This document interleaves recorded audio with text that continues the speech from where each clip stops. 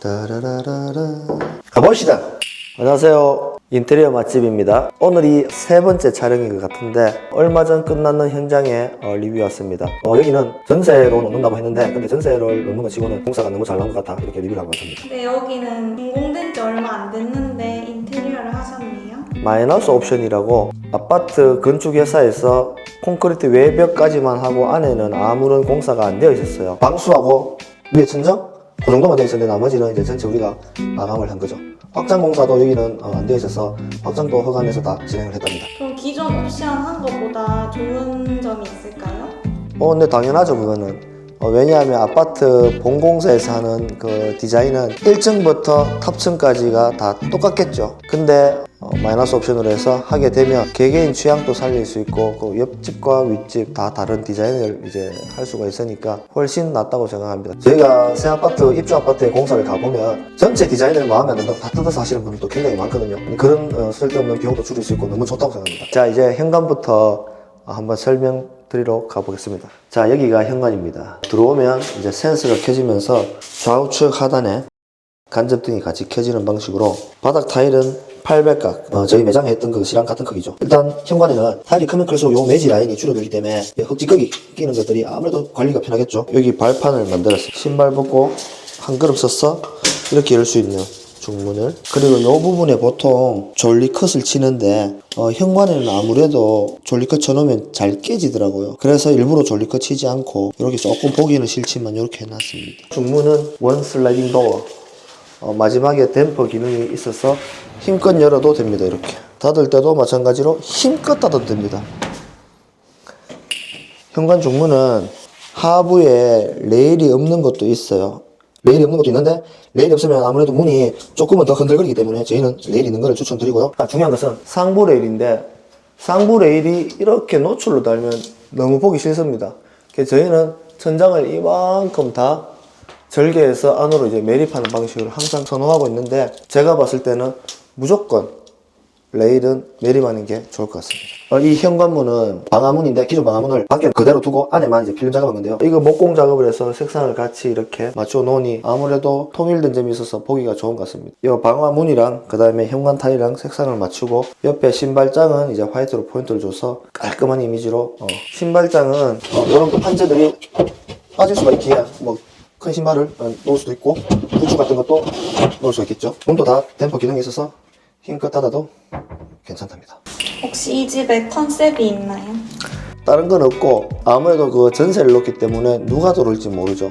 그렇게 해서 누가 봐도 심플하고 깨끗하고 예쁜 집을 만들기 위해서 노력을 많이 했답니다. 여기 복도에 보면 마그네틱 조명이 쭉 연결되고 일부러 복도라서 되게 밝게 하지는 않았습니다. 한 면에는 우드, 이것도 프리미엄 우드 좀 비싼 걸로 해서 쭉 색깔을 맞추고 이쪽에는 도배로 쭉 했답니다. 이 도배지는 그 디아맹에서 나온 포티스란 건데 이게 나와서 얼마 안 되고 저희가 여기 서비스로 그냥 해드려 봤는데 도배지가 너무 예쁩니다. 너무 예쁘고 괜찮은 것 같습니다.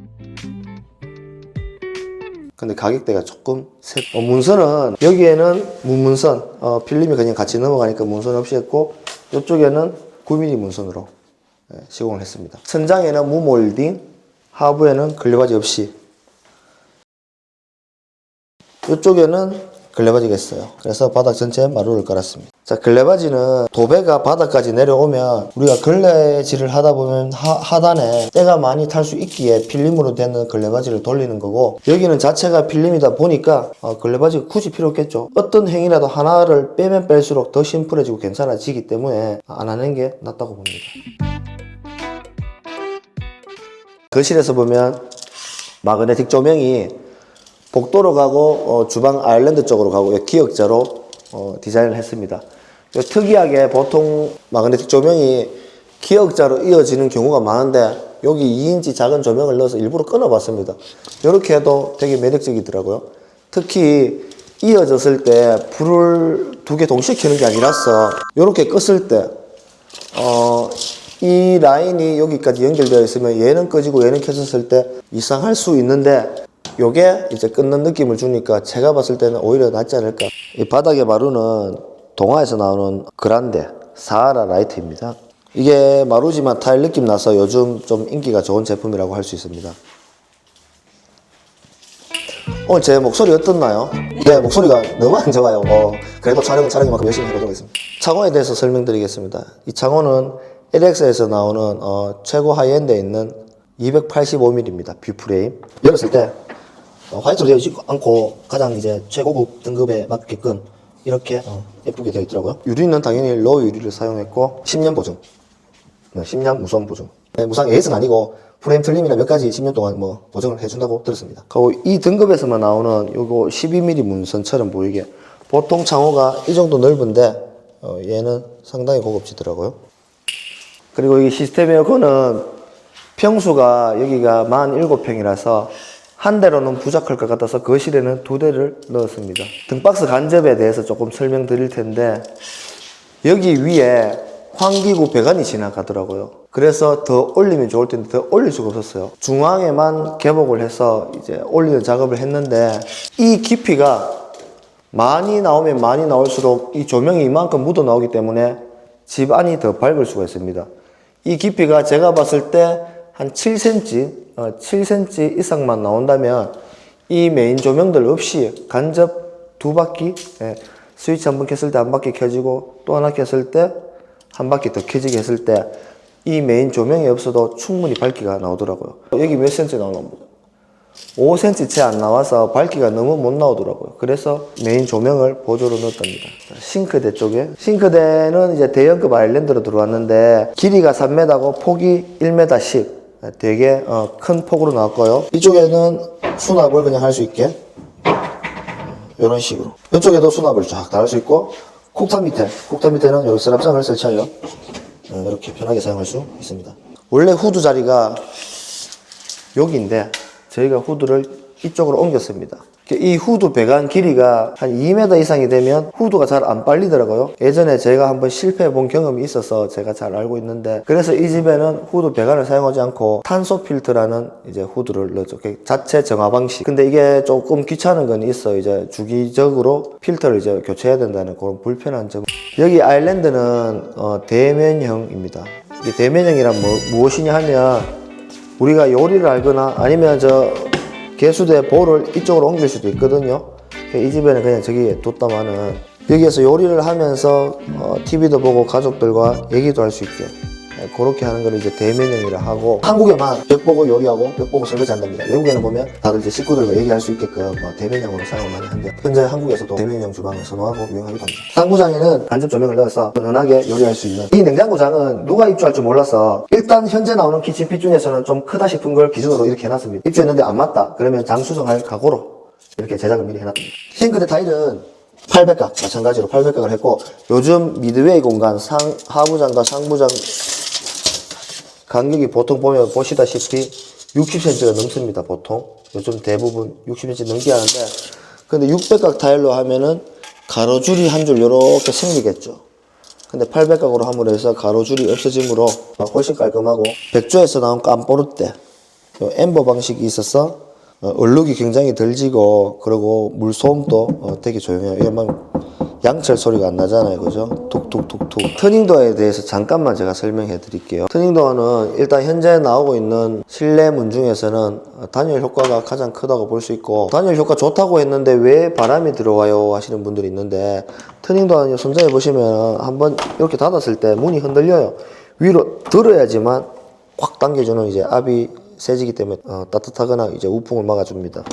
근데 그냥 이렇게 하면 흔들거리는 거 보이죠? 근데 이렇게 올려야지만 자동차 2단으로 닫히는 거랑 똑같아요. 창호가 LX 보면 유리를 사제를 썼는지 알 수가 있는데 여기 같은 경우에 보면 자체적으로 아파트에서 원래 되어 있던 창호입니다. 근데 여기 보면 현대인데 유리 보세요. 대궁 유리. 이거는 현대에서 나온 유리가 아니겠죠. 그냥 사제 유리를 넣었다. 근데 사용하는데 아무 문제는 없습니다. 저희가 넣은 거 한번 볼게요. 자, 창호도 LX 하우시스, 유리도 LX 하우시스, LX 글라스. 자, 큰 방으로 가보시죠. 가보시다. 이런 거. 우리 PD님이 사투리를 좀 더 살려라 하는 요청이 들어와서 제가 사투리 약간 더 살리도록 하겠습니다. 자, 큰 방으로 가보시다.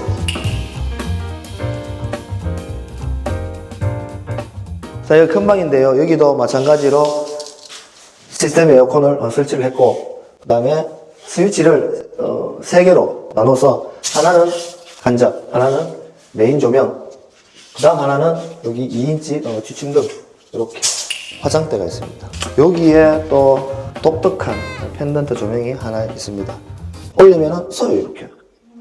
내리면은 이렇게 쓰더라고. 저도 이런 거 처음 봤어요. 이게 잘 없는데 보통 위에서 풀어서 올려서 잠그게 되는데 이거는 되게 편리하게 만들어 놨어요. 여기 필름 작업을 해서 중앙에 공룡알 거울 한 개 설치해서 좀 앤틱하면서 나름 예쁘게 제작을 했답니다.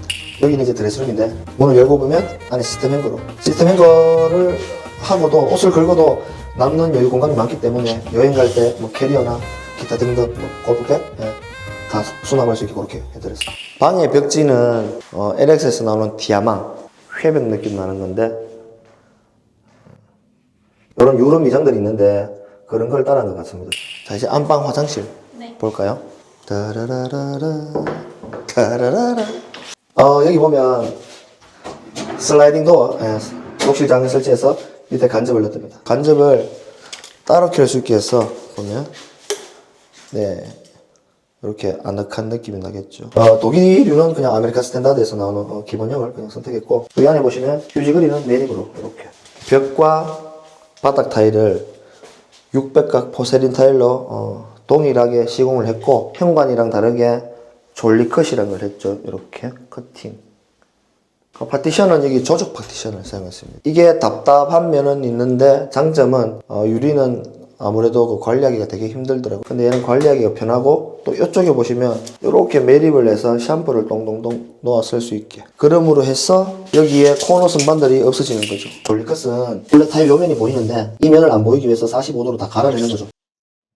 여기는 이제 발코니인데 발코니 이 창호는 아파트 측에서 원래 해놓은 거고 벽에는 바이오 세라믹을 해서 탄성 코트 일종인데 얘들은 무광입니다. 근데 유광에 탄성 코트를 뿌리면 누수가 되거나 아니면 결로가 찼을 때 이 껍질이 뱀 허물 벗겨지듯이 쭉쭉 벗겨지는데 얘들은 그 부위에만 똑똑 떨어지기 때문에 활용성이 훨씬 좋다. AS 극성도 훨씬 적다. 바닥은 발코니에 300에 300 작은 걸 깔았습니다. 그냥 이제 비용을 줄이기 위해서. 근데 저는 베란다라고 알고 있는데 네. 발코니랑 베란다 차이가 있어요? 차이가 있죠. 발코니는 아파트처럼 1층부터 탑층까지 라인이 같이 되어 있잖아요. 그런 거를 이제 발코니라고, 베란다는 밑에는 없던 발코니들이 저런 위에만 툭 튀어나온 게 있어요. 그게 베란다라고 합니다. 보통 이게 발코니 나가는 이 창호를 분합창이라 하거든요. 이 분합창에는 자동 장갑을 하면은 안 돼요. 나갔을 때 모르고 문을 닫았다. 못 들어온다고. 못 들어와. 그래서 여기는 잠금 장치를 일부러 빼놨거든요. 그럼 이렇게 해서 나올 수 있게. 이런 사고 사례들이 종종 있답니다. 자, 작은 방 한번 볼게요. 근데 여기 47평인데 방이 3개밖에 없어요. 구조가 좀 독특한데 대신 거실은 좀 크게 잘 빠진 것 같습니다. 방에도 마찬가지로 시스템 에어컨을 설치하고 뷰프레임 285mm 다 설치했습니다. 이게 정말 이 부분이 너무 깔끔합니다. 근데 우리 큰 방에는 이런 확장이 아니기 때문에 285mm 말고 다른 게 들어갔는데 그 프레임 비교를 한번 해보도록 하겠습니다. 원래 창호가 이렇게 넓어요. 근데 LX에서 나눈 285mm만 이렇게 좁아지죠. 그래서 훨씬 세련됐다고 합니다. 여기도 작은 방인데 옆에 방이랑 거의 크기도 똑같고 디자인도 똑같은 쌍둥이 방입니다. 원래 여기서부터 이 공간들이 하나도 없었습니다. 뻥 뚫려 있는 이제 하나의 공간이 있는데 저희가 여기 가벽을 세우고 이쪽에 신발장을 두고 여기에는 이제 팬트리 요렇게 여기 현관 입구다 보니까 뭐 옷가지보다는 아무래도 뭐 캐리어, 캠핑용품 그런 거 수납하기에 아주 용이한 것 같습니다. 자, 이제 거실 욕실 한번 가보도록 하겠습니다. 안방 욕실이랑 거의 똑같아요. 거의 똑같은데 조금 다른 게 있다면 안쪽에 한번 보실까요? 여기엔 조저 파서 샴푸 매립을 하지 않고 젠다이를 이렇게 만들어 봤거든요. 샴푸를 이렇게 얹을 수 있는데 저희 집에 이렇게 쓰고 있는데 단점이 한 가지 있습니다. 이게 샤워를 하다가 물을 끄게 되면 잔수가 여기서 이렇게 흘러내리잖아요. 그게 이렇게 타고 이렇게 똑똑 떨어져요. 그럼 여기에 항상 물이 좀 고인다. 저희 집에는 쓰고 나면은 항상 이렇게 내려놓습니다. 좀 불편한 점이 있더라고요. 근데도 요즘 이렇게 많이 하고 있습니다. 욕실에는 보통 이 문틀을 인조 내리수로 이렇게 하는 게 낫겠죠. 같은 재질로 이렇게 해버리면 밑에가 빨리 썩을 수가 있으니까. 저희가 견적 보는데 보통 부담 가지시는 고객님들을 몇 분 봤는데, 견적은 저희가 어디라도 그냥 무료 상담이 가능한 거니까 부담 없이 언제든지 전화 주시면 되고요. 1차로 저희 사무실 오셔서 상담을 한번 받으시고 필요한 우리가 자재나 이런 거 보시고 저희가 현장 가서 실측하면 공사 시작해서 아무래도 추가 요금도 안 나오게 되고 확실한 견적을 빼드릴 수 있답니다. 견적 전화 주십시오. 끝!